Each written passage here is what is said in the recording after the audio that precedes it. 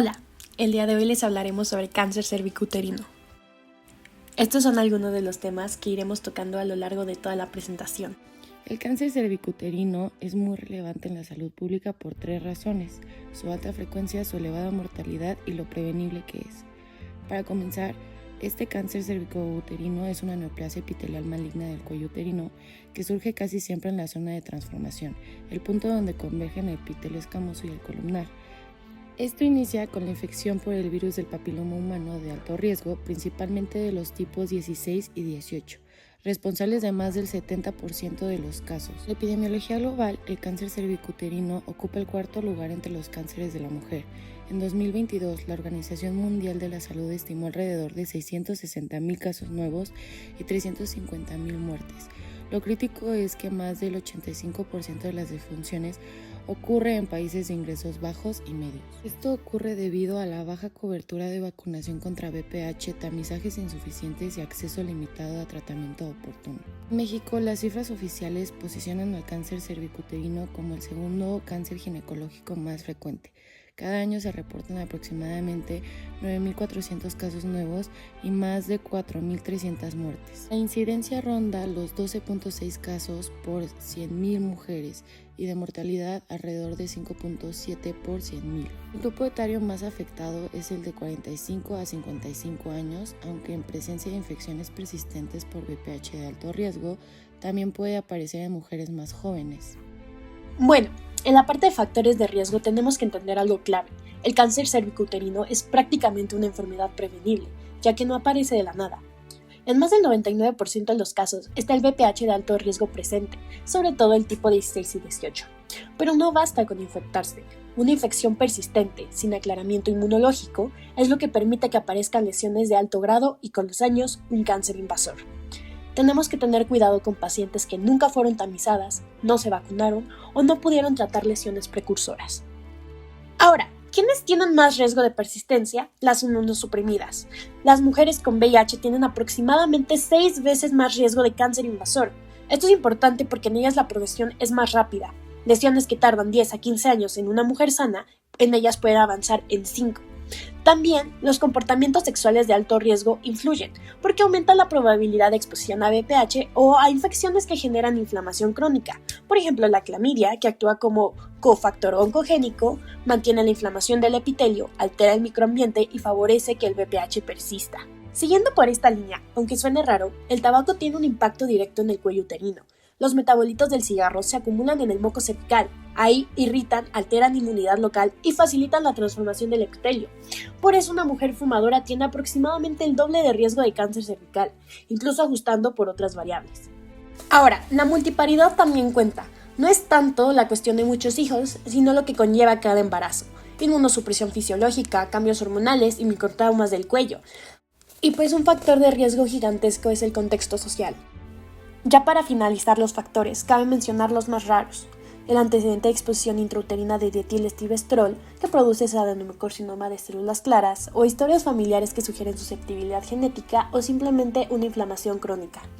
En cuanto a la presentación clínica del cáncer cervicuterino, es importante destacar que las etapas tempranas suelen ser completamente asintomáticas. Esto explica por qué el tamizaje sigue siendo la herramienta más efectiva para detectarlo en fases curables. Cuando el tumor comienza a producir síntomas, los más característicos son aquellos relacionados con alteraciones locales en el epitelio cervical. El síntoma más frecuente en esta fase es el sangrado vaginal anormal, especialmente el sangrado posterior al coito, debido a la friabilidad del tejido tumoral. También es común observar sangrado intermenstrual y flujo vaginal cero sanguinoliento, ocasionalmente acompañado de olor desagradable cuando existe necrosis tumoral o infección secundaria. A medida que la lesión invade estructuras vecinas, los síntomas cambian.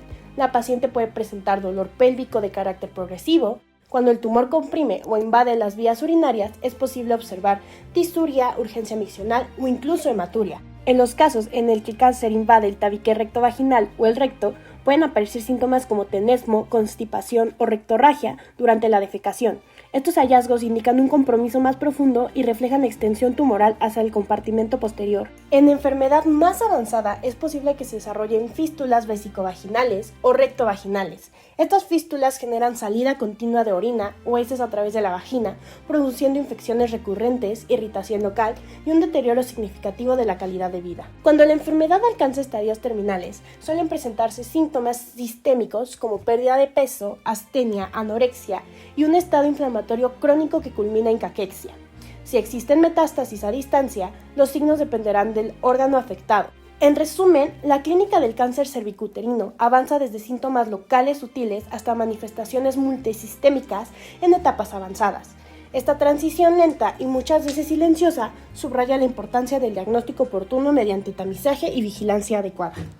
Ahora empezaremos a hablar de las pruebas diagnósticas y métodos de tamizaje. PCR es una prueba molecular que va a detectar el ADN del virus del papiloma humano de alto riesgo como el BPH16 y 18. Usa una muestra del endocervix mediante un cepillaje. Se realiza a todas las mujeres con una vida sexual activa dentro de un rango del tamizaje y se prioriza al tamizaje primario. Tiene una edad de inicio de los 25 a los 30 años y se puede continuar hasta los 65 años el cribado. Tiene una frecuencia de cada 5 años y el resultado es negativo debido a un valor alto predictivo negativo. Continuando con la citología cervical, o conocida también como el Papá Nicolau, es un examen citológico donde se obtiene una célula del cuello uterino para evaluar las alteraciones precancerosas o cancerosas. Tiene una sensibilidad del 60 al 76% y una sensibilidad del 90%. La edad de inicio es a los 21 años o tras el inicio sexual. La frecuencia es anual. Si se tiene una citología de veces negativa, se puede realizar cada 2 a 3 años. Ha demostrado reducir la incidencia y la mortalidad de manera sistemática. La prueba de tamizaje va a ser la inspección visual con ácido acético,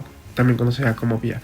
Es una aplicación de ácido acético del 3 al 5% sobre el cuello uterino y las áreas acetoblancas van a sugerir lesiones precancerosas con una sensibilidad del 48 al 83% y una especificidad del 84 al 97%. Puede utilizar cuando hay bajos recursos o también en un modelo de screen and treat que va a ser detectar y tratar en la misma visita. El diagnóstico va a ser con colposcopía y biopsia. Es una evaluación con microscopía de aumento, coloscopio para visualizar las lesiones, aplicar tinción y tomar una biopsia dirigida. Las indicaciones va a ser cuando ya haya un BPH positivo de alto riesgo en una citología, unas lesiones sospechosas en el Papá Nicolau o vistas por ácido acético. La colposcopía no es la prueba definitiva, pero sí es la guía para tomar la biopsia, que va a ser el gold standard. Otro método de diagnóstico va a ser la conización o LEP, que es un procedimiento quirúrgico que se extrae el cono del tejido de cuello uterino para la evaluación de la profundidad de la invasión, los márgenes y la invasión linfavascular. Realiza aquellas que se sospecha una microinvasión cuando la prueba o la biopsia previa no es concluyente o como un tratamiento. Permite la clasificación histológica completa. Pasando a otros, vamos a tener la biopsia ganglionar o la linfadectomía, que vamos a evaluar los ganglios pélvicos y paraórticos mediante los ganglios centinelas. Podemos hacer una linfadectomía selectiva y tiene una sensibilidad de 85 al 91% y una especificidad de 95 a 100%. Ya que los ganglios positivos pueden cambiar el tratamiento hacia una quimioterapia, puede reducir la necesidad de linfadectomías completas y es negativo bilateral. A continuación hablaremos de las clasificaciones de tipo histológica. Los tipos histológicos principales van a ser el carcinoma epidermoides escamoso, que es el tipo más frecuente. Va a tener un origen epitelio escamoso del exocervix y va a estar asociado a BPH16 principalmente. Tiende a formar lesiones exofíticas o ulcerativas y la histología se va a observar nidos de células escamosas queratinizadas. El adenocarcinoma va a ser el segundo con mayor presentación. Va a tener un origen del epitelio glandular del endocervix y va a estar asociado a BPH18.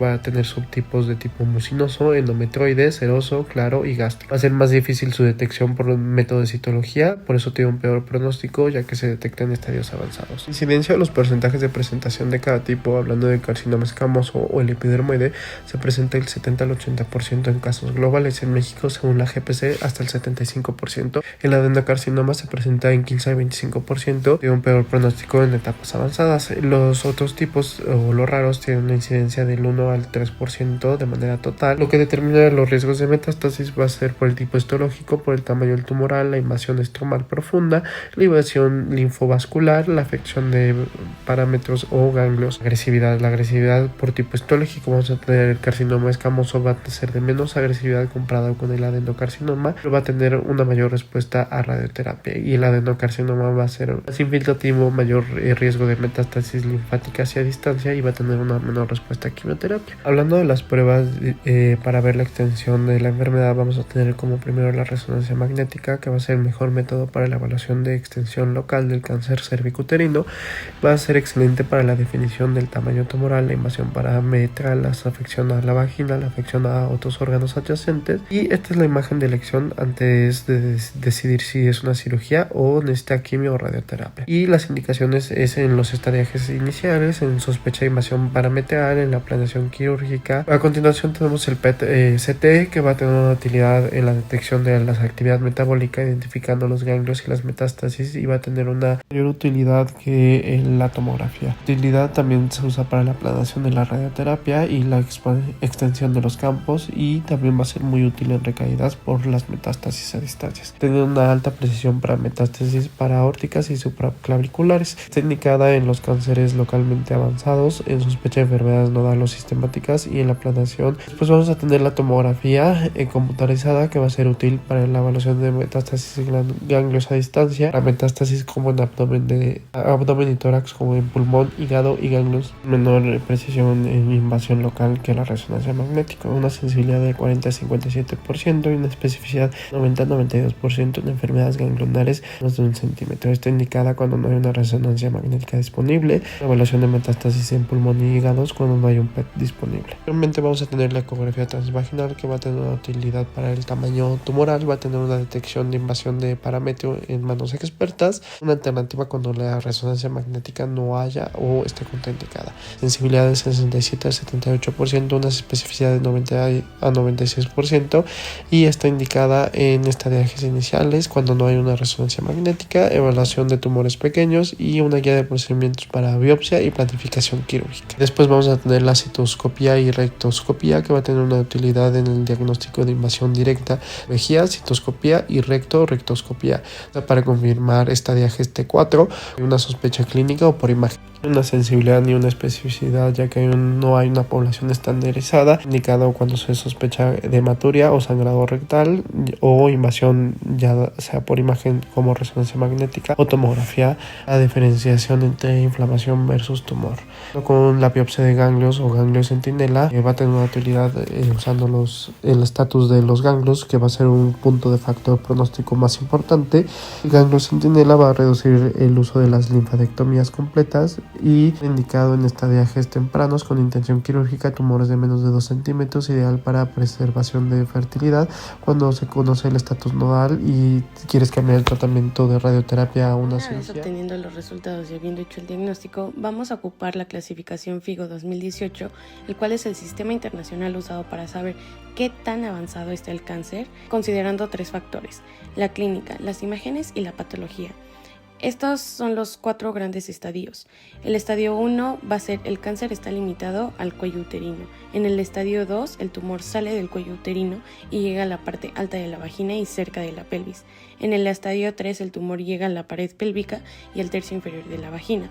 Puede causar problemas renales o involucrar ganglios linfáticos. Dentro del estadio 4 se menciona que el cáncer se extendió más allá de la pelvis, hacia órganos como vejiga, rectos u órganos lejanos del cuerpo. Y por parte del estadio 4 se mantiene para los casos de extensión a órganos adyacentes o metástasis a distancia. En el cáncer cervical en etapas tempranas, la cirugía es el pilar principal del tratamiento.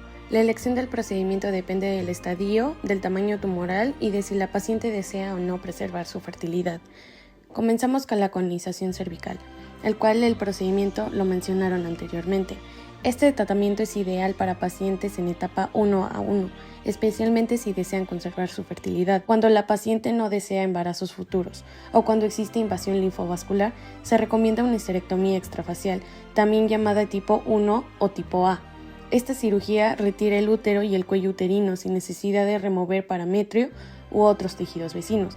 Para etapas más avanzadas, como 1A2, 1B1, 1B2 o 2A1, se requiere una cirugía más extensa, la histerectomía radical. Dependiendo del grado de resección del parametrio, esta puede ser tipo 1 o tipo 3, y se realiza una linfadenectomía pélvica para evaluar posibles metástasis. En mujeres jóvenes con deseo de preservar la fertilidad existe la opción de una traquelectomía radical.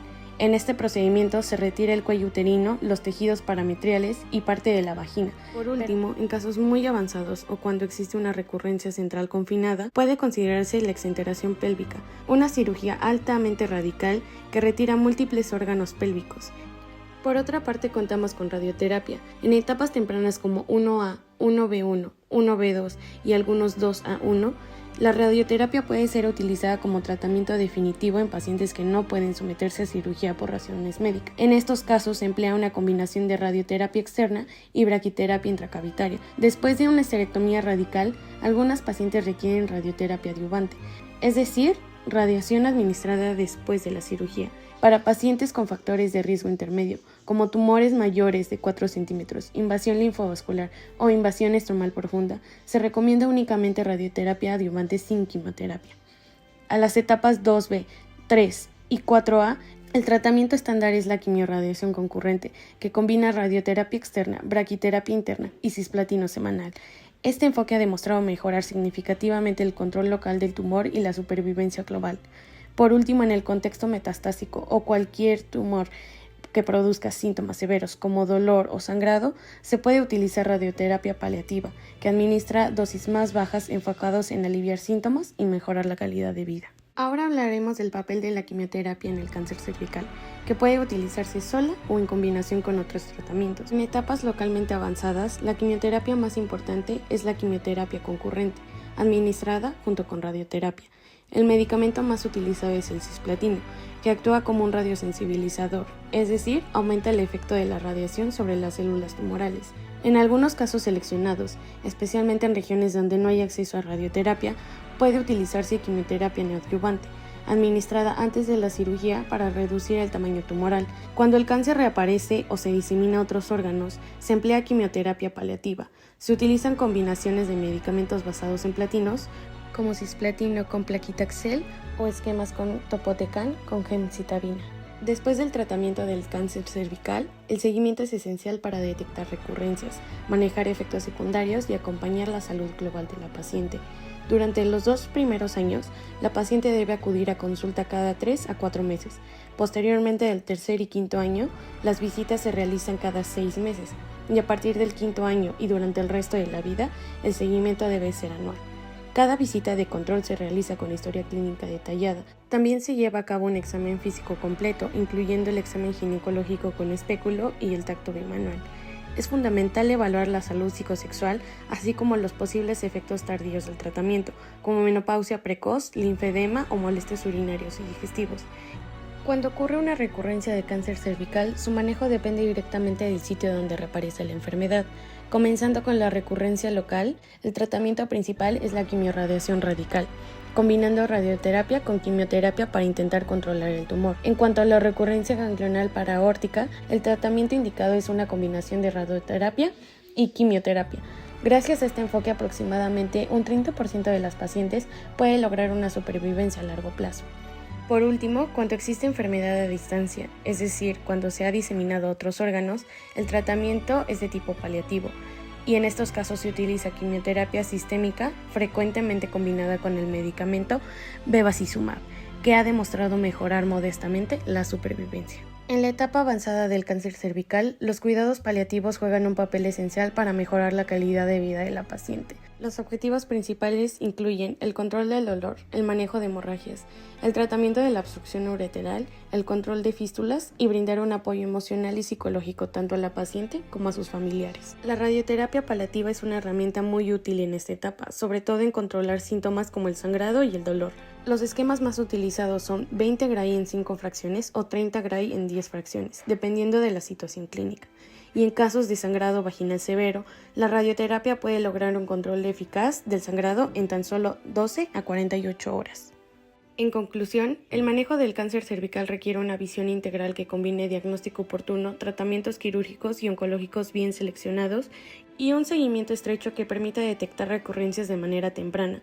La atención debe adaptarse siempre a las características individuales de cada paciente, considerando no solo el estadio de la enfermedad, sino también sus deseos reproductivos, su estado general y su calidad de vida.